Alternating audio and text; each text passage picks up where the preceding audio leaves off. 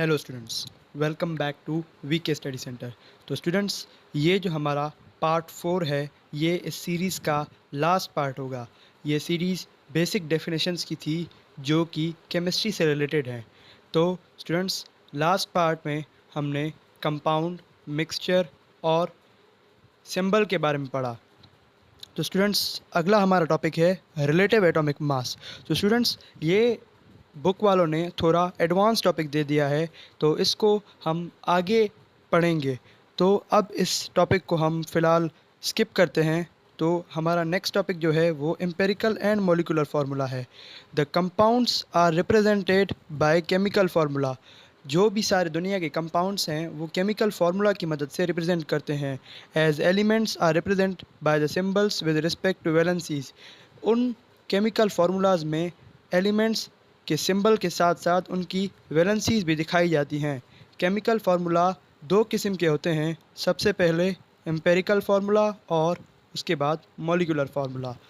तो empirical formula क्या होता है? The formula showing minimum relative numbers of each type of atoms in a molecule is called empirical formula.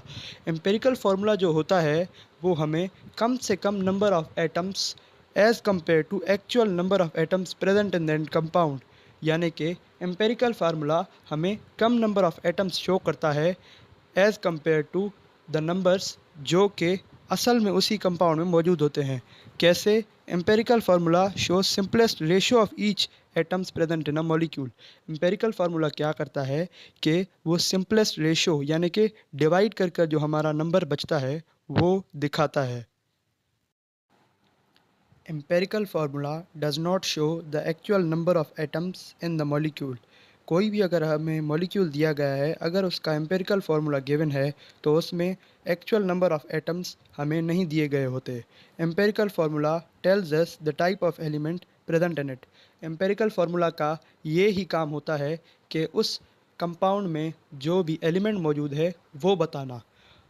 For example, हमें benzene की मिसाल दी गई है।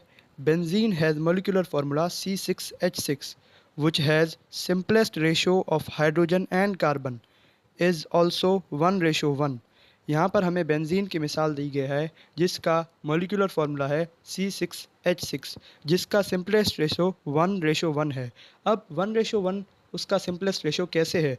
जैसे देखें, हम अगर कार्बन के 6 एटम्स निकालें और हाइड्रोजन के 6 एटम्स को निकालें, उनको अगर हम आपस में डिवाइड करें तो हमारा रेशो 1:1 ही निकलता है। So the empirical formula becomes CH। अब ये एम्पेरिकल फार्मूला हमें क्या बता रहा है कि इस कंपाउंड में कार्बन और हाइड्रोजन के एटम्स मौजूद हैं। ये नहीं बता रहा कि कितने एटम्स मौजूद है, पर यह बता रहा है कि कार्बन और हाइड्रोजन एलिमेंट इसमें मौजूद हैं। और दूसरी मिसाल दी गई है ग्लूकोज की। ग्लूकोज का जो मोलिकुलर फार्मूला है वो है C6H12O6 और उसका अगर हम रेशो निकालें तो वो बनता है 6:12:6। अब हम अगर 6 को ख़त्म कर दें तो 1 आएगा और 6 दूसरे को ख़त्म कर दें तो भी 1 आएगा। अगर 6 को हम 12 से डिवाइड कर दें तो 12 को अगर हम 6 से डिवाइड कर दें तो हमें मिलेगा 2। तो सिंपल रेशो आएगा C/H2:0, यानी कि 1:2:1। So the empirical formula of glucose is CH2O and have simple ratio of 1:2:1 of atoms in molecule of glucose। Glucose का जो एम्पेरिकल फार्मूला होता है उसमें 1:2:1 यानी कि कार्बन का एक एटम, हाइड्रोजन के 2 एटम और ऑक्सीजन के एक एटम दिखाया जाता है। और कुछ भी चीज़ हमें एम्पेरिकल फार्मूला में नहीं दिखाई जाती। उसके बाद हम आते हैं molecular formula. The molecular formula is the formula which shows actual number of atoms of each element present in a molecule. The molecular formula जो हमें होता है वो actual number of atoms show करता है जो कि एलिमेंट के एक मॉलिक्यूल में मौजूद हैं। Molecular formula is dive from empirical formula. Empirical formula से ही मॉलिक्यूलर फार्मूला मिलता है। Molecular formula mass calculated by adding atomic weight of its atoms. अगर हमें कोई भी कंपाउंड का मॉलिक्यूलर फार्मूला मास निकालना है तो वो हम उनके एटॉमिक वेट्स को ऐड करके निकाल सकते हैं। Molecular formula of a compound may be same or multiple of empirical formula. Molecular formula जो होता है वो कभी सेम होता है और कभी मल्टीपल होता है एम्पेरिकल फार्मूला के. For example, molecular formula of benzene is C6H6, which have 6 carbon and hydrogen.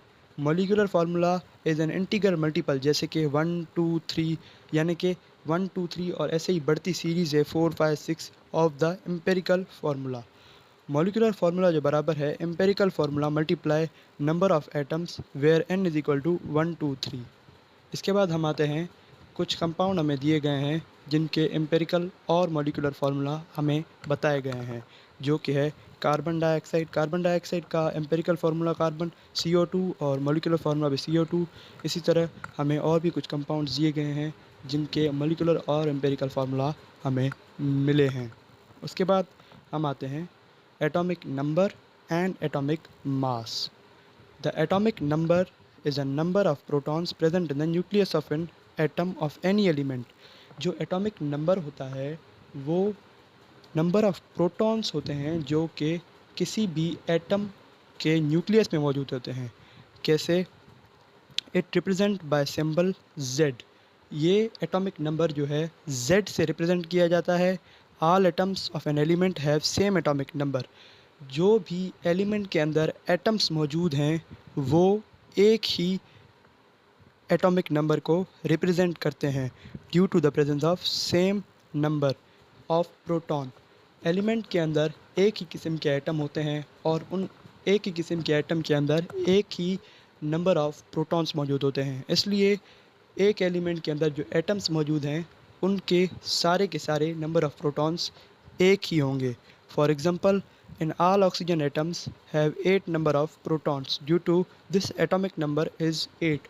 हमें यहाँ पर ऑक्सीजन की मिसाल दी गई है कि ऑक्सीजन का जो एटॉमिक नंबर है वो 8 है और उसके पास प्रोटॉन्स भी 8 हैं. अब हम आते हैं एटॉमिक मास पर.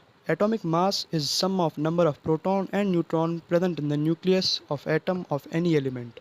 जो एटॉमिक मास है वो सम यानी कि एडिशन है नंबर ऑफ प्रोटॉन और नंबर ऑफ न्यूट्रॉन जो कि एटम के न्यूक्लियस में प्रेजेंट होते हैं उनका. It is represented by symbol A. Atomic mass जो है वो सिंबल A से रिप्रेजेंट किया जाता है और कैलकुलेट किया जाता है. A is equal to Z plus N. यहाँ पर हमें Z एटॉमिक मास दिया गया है और N न्यूट्रॉन नंबर. प्रोटॉन और न्यूट्रॉन को ऐड करने पर हमें एटॉमिक मास मिलेगा where n is number of neutron.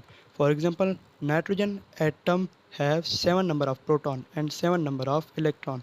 Then atomic mass of nitrogen is यहाँ पर हमें 14 दिया गया है. और अब हम आगे बढ़ते हैं.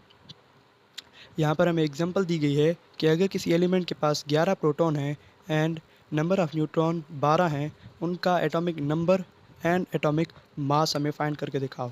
नंबर ऑफ़ एटम 11 मिले हैं, नंबर ऑफ़ न्यूट्रॉन 12. हमें एटॉमिक नंबर और एटॉमिक मास मालूम करना है. एटॉमिक नंबर तो हमें Z11 मिल गया क्योंकि जो नंबर ऑफ़ प्रोटॉन और इलेक्ट्रॉन होते हैं वो सेम ही मौजूद होते हैं किसी भी एटम में. हमें अब मालूम करना है atomic mass. A is equal to Z plus N. Z हमें 11 मिला गया है और N हमें 12 मिला है. तो उसका जो एटॉमिक नंबर होगा वो होगा एटॉमिक मास होगा वो होगा 23. अब हमें एक और भी मिसाल दी गई है. उसके बाद हम आते हैं molecular mass and formula mass. Molecular mass. The molecular mass is the sum of atomic masses of all the atoms present in one molecule. अब मॉलिक्यूलर मासेस जो है मास जो है वो सम है, एडिशन है एटॉमिक मासेस. एटॉमिक मास हमने अभी आपको पढ़ाया है. अगर किसी भी एलिमेंट का एटॉमिक मास हम डिटरमाइन करते हैं, डिटरमाइन क्या करना हमें तो पता होना चाहिए क्योंकि वो सब चीज़ें प्रोडक्ट टेबल में मौजूद हैं. अगर हमें कोई भी एक मॉलिक्यूल दिया गया है उसका हम मास किस तरह से निकाल सकते हैं. उसके जो एलिमेंट हैं एक एक एलिमेंट के एटॉमिक मास को अपने आप में ऐड करेंगे. यहाँ पर हमें एग्जांपल दी गई है CO2 की जिसका मास 44 AMU है. अब AMU क्या है? AMU हम कहते हैं एटॉमिक मास यूनिट, यानी कि एक एटम के मास कितना है. और हमें H2O की भी मिसाल दी गई है जिसका मास है 18 AMU. हमें एक और एग्जांपल दी गई है के calculate the molar mass of HNO3। HNO3 यानी कि नाइट्रिक एसिड। एटॉमिक मास जो हमारा H का है हाइड्रोजन का वो है 1, क्योंकि उसमें 1 प्रोटॉन और 1 इलेक्ट्रॉन है। एटॉमिक मास ऑफ N यानी कि नाइट्रोजन, उसका 14 AMU में मास है। और इसके साथ हमारा आता है एटॉमिक मास ऑफ ऑक्सीजन, तो उसका है 16 AMU। मॉलिक्यूलर मास हम किस तरह से फाइंड करते हैं? A plus mass of H, AT mass of N plus 3AT mass of oxygen. हम 3 को 16 से इसलिए मल्टीप्लाई कर रहे हैं क्योंकि यहाँ पर ऑक्सीजन के 3 एटम मौजूद हैं, इसलिए हम 3 को 16 से मल्टीप्लाई कर रहे हैं और दूसरे एटॉमिक मासेस को किसी से मल्टीप्लाई नहीं कर रहे। तो 1 प्लस 14 प्लस 3 मल्टीप्लाई 16 जो होता है वो 48, और 1 प्लस 14 प्लस 48 होता है 63 AMU। अब HNO3 जो कंपाउंड है उसका एक मॉलिक्यूल हम अगर उठाएं तो उसका AMU में मास होता है 63 AMU। हम अब आते हैं फार्मूला मास। पहले हम बताया गया कि मॉलिक्यूलर मास कैसे मालूम करते हैं, अब हमें बताया जा रहा है कि फार्मूला मास कैसे मालूम कर सकते हैं। The ionic compounds which form 3 dimensional solid crystal are represented by their formula units. जब भी कोई आयोनिक कंपाउंड बनता है वो 3 डायमेंशनल में बनता है और सॉलिड क्रिस्टल्स बनाता है, वो सब चीज़ें जो है फार्मूला यूनिट से रिप्रेजेंट की जाती हैं। इन केसेस में formula mass calculate by sum of atomic masses of all atoms in formula unit is called formula mass। अब जो भी एलिमेंट उस कंपाउंड में मौजूद हैं उनका अगर हम इंडिविजुअली एटॉमिक मास निकालेंगे, उनको आपस में ऐड करेंगे तो हमें सिंपली फार्मूला मास मिलेगा उसी चीज़ का। फॉर एग्जांपल हमें दी गई है mass of sodium chloride 58.5 atomic mass unit. अब हमें मिसाल दी गई है Al2SO4 3, इसका हमें एटॉमिक मास मालूम करना है। तो हमें सबसे पहले एल्युमिनियम का एटॉमिक मास पता होना चाहिए जो कि पीरियोडिक टेबल में होता है 26.28। उसके बाद हमें सल्फ़र का एटॉमिक मास पता होना चाहिए जो कि है 32 AMU। उसके बाद हमें ऑक्सीजन का तो पता ही है 16। तो हम इस कंपाउंड को देखेंगे कि किस एलिमेंट के कितने एटम मौजूद हैं। जैसे कि एल्युमिनियम के 2 मौजूद है तो उससे 2 से हम मल्टीप्लाई करेंगे उसकी जो AMU में मास है। उसके साथ सल्फ़र के 3, यहाँ पर ब्रैकेट में 3 इसलिए दिया गया है क्योंकि ये 3 एटम सल्फ़र के भी हैं और 3 एटम ऑक्सीजन के भी हैं, इसलिए हमें 3 को 62 जो कि 3 को 32 जो कि सल्फ़र का मास है उसे मल्टीप्लाई करेंगे और इसी के साथ 12 जो कि नंबर ऑफ एटम हैं ऑक्सीजन के, क्योंकि अगर हम 3 को 4 से मल्टीप्लाई करेंगे तो हमें 12 ही मिलेगा। 12 मल्टीप्लाई 16 जो कि ऑक्सीजन का एटॉमिक मास है। इन सब चीज़ों को अगर हम मल्टीप्लाई करेंगे तो हमें मिलेगा 53.96, 69 और 192। अगर इन तीनों को हम ऐड करेंगे तो 342.14 AMU में मास निकलेगा। तो इस फार्मूला का जो हमने मास डिटरमाइन किया वो ये है। तो स्टूडेंट्स आज का लेक्चर हमारा यहीं ख़त्म होता है। ये है 1.3 बेसिक डेफिनेशन सीरीज़ का एंड। तो स्टूडेंट्स हमारे लेक्चर को लाइक कीजिए और हमारे चैनल को सब्सक्राइब कीजिए ताकि हम आगे जो टॉपिक्स हैं उनकी लेक्चर्स आपके लिए ला सकें। Thank you so much students.